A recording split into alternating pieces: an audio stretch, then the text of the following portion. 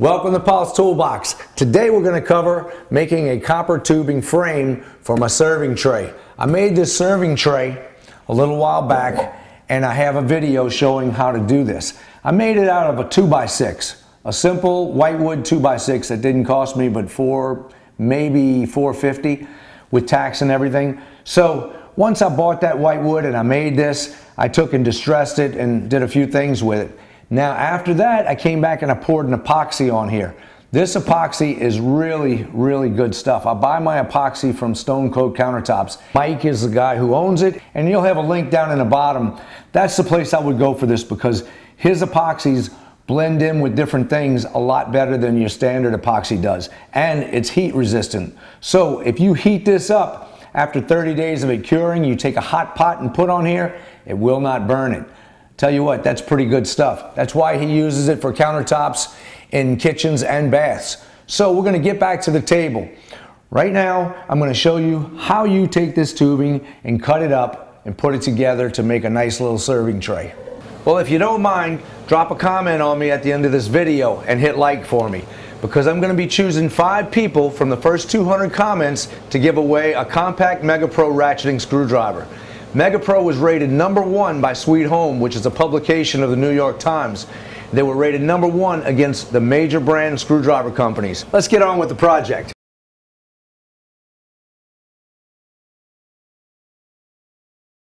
Before we get into it too far, I want to explain to you, this is type L tubing, okay? You can get 2 types at Home Depot and Lowe's. One's going to be M and one's going to be L. The L is heavier, that's what you want. You'll know when you see the price on it because a 10-foot length of the type L is about $25, and I think it's about $15 for a 10-foot length of M. Do not get M. You want this to be structurally sound. It's not going to be super strong, but it's going to be plenty strong enough for what you're using it for. This is $10. It has a brush on here for cleaning the inside of these tubes. So you'll clean this side and you'll clean the other, and then you have this right here for the outside of your tubes, and this will get 1/2 inch and 3/4. That's what this is made for, 3/4 inch tubing and 1/2 inch tubing. I'm using MAP gas with this. This burns hotter than propane, so it's a lot faster when you use this. Also, I'm using this Benzomatic TS4000. This right here has an automatic flame on it. So all you do is you push the button, it comes on, you let it go, and it goes off. It's a lot safer than your regular ones because I don't have to keep it turned on the whole time while I'm working and potentially knock it over. This right here is going to stay off when I set it down, and it's going to come on when I put it on. It has an automatic igniter in it. It's a great little tool, but this is about $50. That's so you don't need it. This is good for me because I use this kind of stuff all the time. If you don't use it all the time, get the cheapest one you can. There's a number of ways to cut this. You can use a hacksaw, or you can use any type of tubing cutter. These are inexpensive tubing cutters that work really well. You can go down to Home Depot, Lowe's, Menards, and pick up any one of these for $10 to $15. I'm going to cut 2 of them at 19 inches. Then I'm going to cut 6 of them at 11 inches. Make sure all your pieces are even, because when you want to put this together, you don't want it to look racked.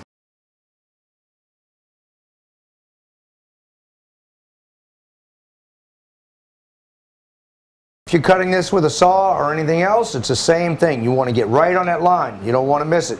So I'll just snug this up a little bit, spin it around.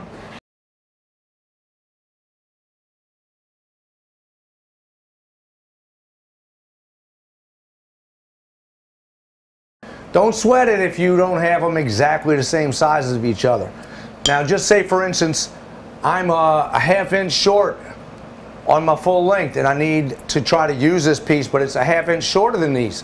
I can take and compensate because you have a 1/2 inch that goes into here and a 1/2 inch on the other. So I could slide it in 1/4 inch, solder it here, and do the same thing here and make it all match anyway. So don't really dwell on that part. I just want you to try to keep them all straight prior to soldering.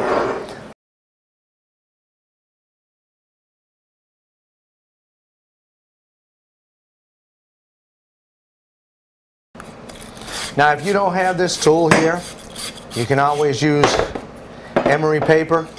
This is a sandpaper that's made for cleaning copper pipe. It's called emery paper. You can get it in the plumbing section. All our pieces are clean, so we're going to put some flux on them and get them ready to solder.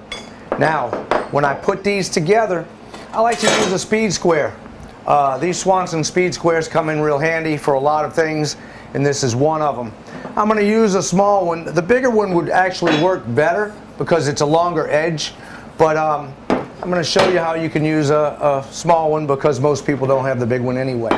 This is flux paste, and what you do is you take a little bit of this flux and you'll put it right on the edge of your pipe where you cleaned it. Okay? Doesn't need a whole lot. You just want to have flux that covers that edge. Then you're going to take it and put it on the inside. So I'm going to dab a little bit more, and I'll run it on the inside. Like I said earlier, make sure you cleaned all of these edges, because it will not stick if you don't. Now you'll take this and slip it on there, and it's ready to solder. I'm not worried about this holding water. All I want to do is make sure that it's structurally sound. So I'm going to heat just this top part up and put my solder in there, and it's going to suck in there and tighten it up as much as it needs to tighten up.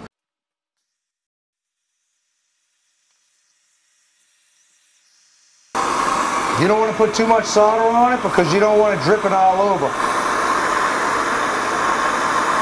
All you want is enough solder to put in that ring. You want it clean looking.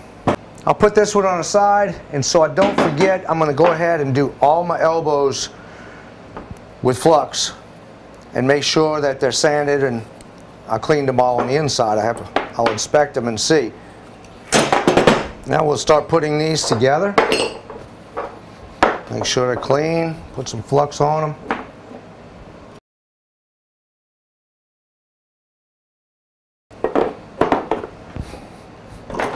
If you have trouble with these clamps, you can always use your quick clamps, little small quick clamps, but don't have them close to here where they'll get hot, as long as they're far enough away to where it won't melt that rubber.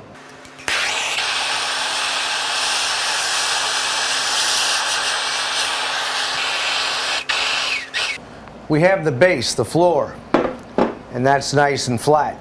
So the other pieces we can put together and kind of work them. What I'm saying by that is, make it look right. We'll get it straight up and down as much as possible. They don't have to be as accurate as the base because you don't want it wobbly. Once you have your base down, and we're going to put feet on it anyway, but you still don't want that to be wobbly. So we'll take this and we'll line it up and put these two pieces together on it. Then we can start soldering everything. Of course, you want to make sure these are up and down plumb when you put them in. So we will make sure we have that too. We don't want this thing flopping around on us. Flux on all of these pieces, put them together. Now we want to make sure that this sits right flat here, and you want this upward. So what we're going to do is, you see that movement? We're going to take a block of wood and make sure this is straight from here to there, and then we'll make sure these are straight. We'll measure it, and once that's right, we can go ahead and solder it. So my back part is to the bottom of this, 20 1/8 right here. So I want this to be 20 1/8 from the bottom to there, not on top of the pipe. Okay, I just notched the bottom of this in the center where I can slip it on here and hold it square. Get my measurement and make sure we're right. We're on the money. Now I'm going to solder these two top pieces, and then I'll flip it over and solder the bottom ones.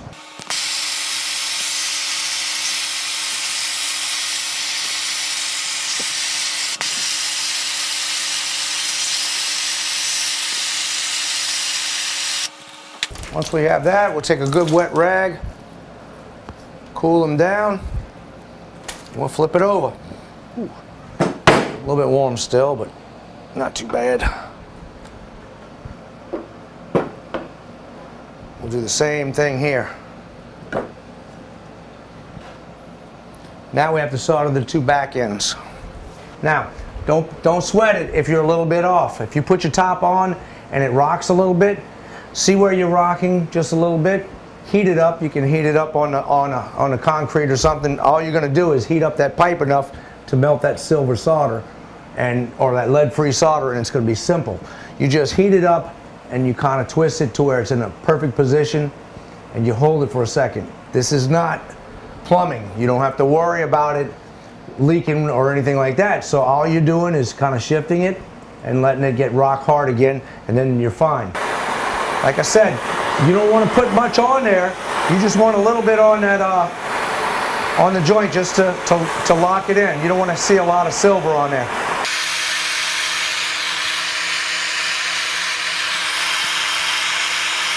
We're ready for the next step. Everything is built, so all I have to do is take steel wool. I use 00 steel wool, and I can hold it in my palm of my hand and just rub it all around and clean it up real easily.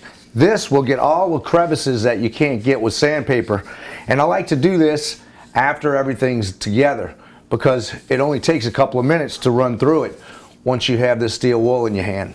Now, when I'm finished with that, I will take it and wipe it down with denatured alcohol to make sure I don't have any oils on here. If you have glue or anything like that on there from the stickers and it's not coming off with the denatured alcohol, you can use an acetone. This will clean it off real well, and go back over after and just wipe it down. Once you have all of this cleaned, you can take and put a clear coat on it. And I'm using an automotive clear coat by Rust-Oleum. You can use other brands, it doesn't matter. Just use a good automotive clear coat for this that's made for metal. Let's go ahead and mount this so I can show you how it's done, because I don't need to bore you with the clear coat. All you're going to do is spray this thing down, let it dry, and then come back over and mount it to your table.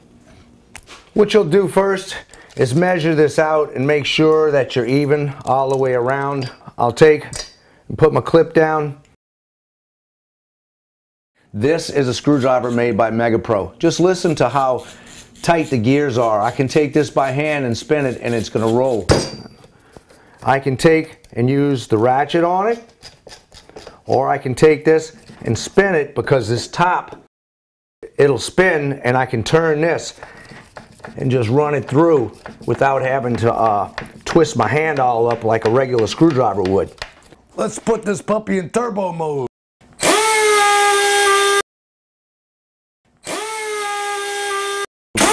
Mega Pro.